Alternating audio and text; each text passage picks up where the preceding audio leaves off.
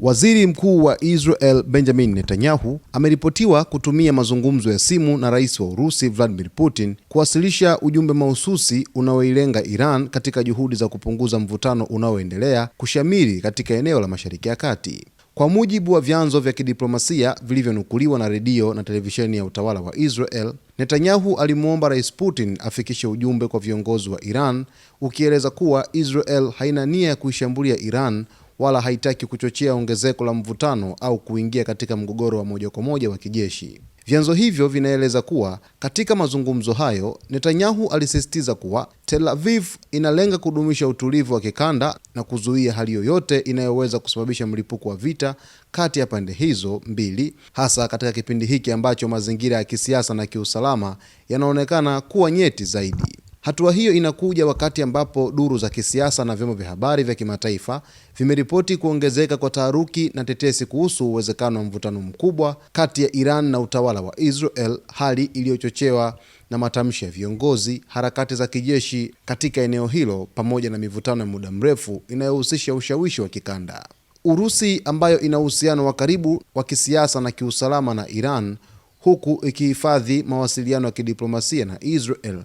inaonekana kuchukua nafasi ya mpatanishi au mpitishaji wa ujumbe katika mgogoro huo. Moscow mara kadhaa imeeleza wasiwasi wake kuhusu hatari ya kuongezeka kwa migogoro katika Mashariki ya Kati na kusisitiza umuhimu wa kujizuia kwa pande zote. Katika kauli zake za awali, Urusi imekuwa ikisema kuwa inafuatilia kwa karibu maendeleo ya kisiasa na kiusalama katika eneo hilo, huku ikitoa wito kwa wahusika wote kuchukua hatua zitakazosaidia kudumisha amani, kuepusha makabiliano ya kijeshi na kulinda uthabiti wa kikanda. Wachambuzi wa masuala ya kimataifa wanasema ombi la Netanyahu kwa Putin linaashiria hofu iliyopo kuhusu athari pana za mgogoro wowote wa moja kwa moja kati ya Iran na Israel, ambao unaweza kuvuta mataifa mengine na kusababisha machafuko makubwa zaidi katika eneo tayari lenye migogoro mingi. Hadi sasa Irani haijatoa tamko rasmi kuhusu ujumbe huo unaodaiwa kufikishwa kupitia Urusi, lakini hatua ya Israel kutumia njia ya kidiplomasia kupitia Moscow inaonekana kama ishara ya juhudi za nyuma ya pazia za kupunguza taharuki na kuzuia hali isiyodhibitika katika Mashariki ya Kati. Kwa ujumla, mazungumzo hayo yanaonyesha nafasi ya Urusi kama mhusika muhimu katika mizani ya nguvu za kikanda na jinsi diplomasia ya simu na ujumbe wa siri inavyoendelea kuwa nyenzo muhimu katika kujaribu kudhibiti migogoro ya kimataifa.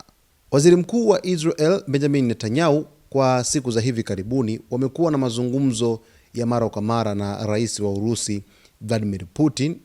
ya simu, ambapo wamekuwa wakijadili masuala mbalimbali ya kikanda, hususan katika ukanda mzima wa Mashariki ya Kati. Hivyo kumpigia simu Rais Putin na kumweleza wazi kwamba hana wala hafikirii kuanzisha vita dhidi ya Iran katika siku za hivi karibuni, kwa kuogopa kwamba machafuko makubwa huenda yakatokea. Sasa Rais Putin ana wajibu wa kuweza kufikisha ujumbe moja kwa moja katika taifa la Iran, huku akiwa na mahusiano mazuri, lakini vile vile akiwa ni mmoja kati ya marais ambao ni madaraja katika usuluhishi au upatanishi, licha ya kuwa taifa lake lipo kwenye vita na taifa la Ukraine. Basi mtazamaji wetu, kwa taarifa zote ambazo zinajiri huko katika uga wa kimataifa, salia nasi leo hii ili uweze kujua na kufahamu nini ambacho kinajiri.